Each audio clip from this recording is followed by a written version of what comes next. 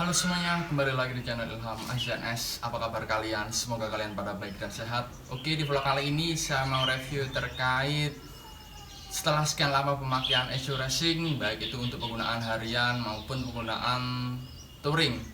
Jadi didasarkan atas apa yang saya rasa selama di perjalanan, guys. Jadi ketika memakai Echo Racing ini memiliki kekurangan atau kelebihan tersendiri.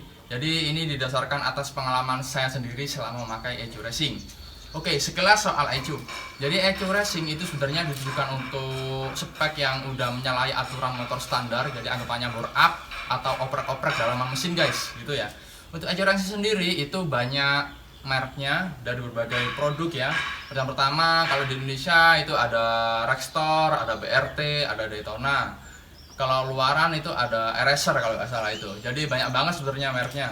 Tergantung dari pabrikan aftermarketnya itu ngeluarin untuk motor apa gitu. Kalau BRT ini udah familiar banget ya, jadi hampir semua motor itu sudah ada, terutama yang injeksi. Untuk Echo yang saya pakai ini Echo Racing BRT Jukun 5 dual band.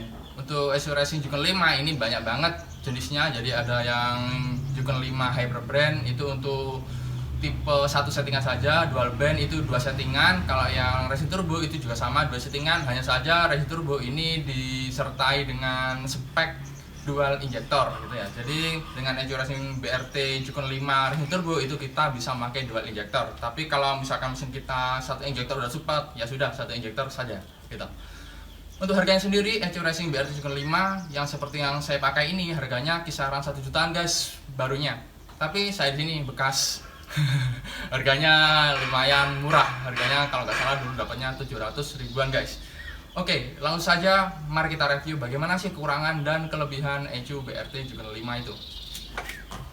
Oke, jadi untuk kelebihannya sendiri, Echo ini bisa diatur sesuai dengan keinginan kita, guys. Jadi misalkan spek motor kita bore up 165 cc kayak Sinabila ini, kita bisa mengatur penginjeksian bahan bakar ke dalam ruang bakar supaya apa? Supaya memperoleh pembakaran yang maksimal dan tenaganya juga dapat. Kalau misalkan bore up lalu Echo-nya standar, kita kan nggak bisa mengatur jumlah bahan bakar yang dimasukkan ke ruang bakar, sehingga terjadi apa? Lossless power atau yang namanya kehilangan tenaga gitu, tenaganya nggak maksimal. Jadi itu untungnya pakai Echo Racing. Selain itu di Echo Racing kita juga bisa mengatur yang namanya ignition timing atau waktu pengapian itu bisa diatur sesuai keinginan kita. Itu bisa maju atau mundur, jadi sesuaikan dengan kebutuhan mesin kalian. Lalu di sini juga bisa mengatur limiter RPM, guys. Nah, ini yang paling maksudnya ya, paling menarik dari Echo Racing. Kita bisa mengatur limiter mesin sesuai dengan kebutuhan kita. Kan kalau Echo Racing Echo standar bawaan NVL itu kan limiternya hanya 10.000 RPM. Tapi kalau kita udah ganti Echo Racing itu kita bisa mengatur sampai, kalau Echo BRT ini kalau nggak salah 16.000 ya. Tapi kalau untuk 150 cc ini cukup 12.000 atau 13.000 RPM saja, guys. Dan ini keuntungannya dari memakai Echo Racing.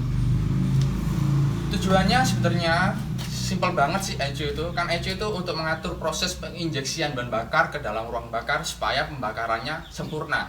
Artinya air fuel ratio perbandingan bahan bakar dan udara yang ada di dalam ruang bakar untuk proses pembakaran itu bisa berlangsung ideal atau sempurna, yaitu perbandingannya 14:1. Dengan pencapaian pembakaran yang ideal itu bisa menambah tenaga motor atau mengurangi terjadinya lossless power atau kehilangan tenaga. Soalnya kalau pembakaran nggak sempurna itu bisa mengakibatkan yang namanya loss power atau kehilangan tenaga. Maka dari itu keberadaan Echo Racing saat motor kita udah racing atau bore up itu sangat penting banget, guys. Jadi tujuannya mungkin itu saja kelebihannya dari Echo Racing gitu. Oke, kelebihannya udah, sekarang ke kekurangannya, guys. Jadi berdasarkan pengalaman saya ada 3 kekurangan selama memakai Echo Racing. Yang pertama itu mappingannya berubah dengan sendirinya ya. Misal dari irit ke boros, itu yang saya rasakan. Entah kenapa, mungkin kalau yang saya tahu ya, kalau misalkan salah kalian bisa benarkan. Yang saya tahu, motor ini kan speknya 150 cc, tentu sensor-sensor yang ada di motor ini itu sesuai dengan limiter mesinnya. Jadi limiter mesin ini 10.000 RPM. Sedangkan kita pakai Echo Racing limiternya misal kita ubah di 12.000 RPM. Sehingga sensor-sensor yang ada di sini itu tidak prefer atau tidak recommended untuk putaran 12.000 RPM, sehingga menyebabkan yang namanya mappingannya berubah-ubah. Itu yang saya tahu. Mungkin kalau kalian bisa membenarkan silahkan komen di bawah. Yang kedua itu sering terjadi auto error. Entah kenapa, kalau kata mekanik bengkel tekanan BRT itu wajar karena buatan Indonesia ya, beda dengan buatan Jepang yang mungkin dari sistem ataupun desain ataupun komponennya itu beda. Jadi sering terjadi auto error. Tapi kalau kata mekanik bengkel BRT itu gak usah bingung ya. Ketika error itu kalian tinggal off-kan aja motornya, lalu on-kan lagi starter, itu bisa kembali normal gitu. Dan perlu kalian ketahui, kalau misalkan kalian suka touring dan pakai ECU racing, jangan lupa membawa ECU standarnya. Soalnya apa? Soalnya untuk mengatasi terjadinya permasalahan-permasalahan yang terjadi pada motor, misalkan mati sendiri dan nggak bisa hidup lagi, itu kalian wajib bawa cadangan ECU standar, sangat wajib gitu ya. Soalnya kalau nggak ada ECU, motor kalian nggak bisa hidup guys gitu. Itu permasalahan yang kedua, jadi sering terjadi auto error.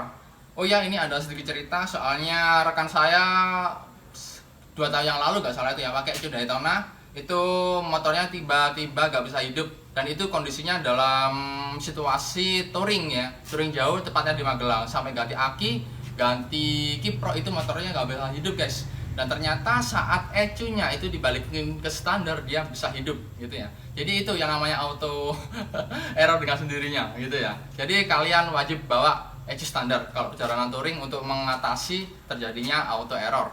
Untuk permasalahan yang ketiga, ECU racing ini nggak bisa auto mapping dengan berbagai macam kondisi suhu lingkungan. Misalkan kayak Malang, Surabaya, dan pegunungan atau Bromo lah contohnya gitu ya. Itu nggak recommended, jadi nggak bisa auto mapping sesuai dengan suhu lingkungan yang bervariasi. Jadi ECU racing itu lebih terkenal monoton settingannya. Jadi misalkan di Malang ini kan suhunya dingin, itu dibawa ke Surabaya, itu tentu beda rasanya. Karena apa? Proses pembakaran itu dipengaruhi oleh suhu lingkungan guys, atau kelembapan sekitar lingkungan. Jadi ketika suhunya dingin, itu memerlukan bahan bakar yang lebih sedikit atau lebih irit gitu ya. Kalau suhunya panas berarti memerlukan bahan bakar lebih banyak atau boros.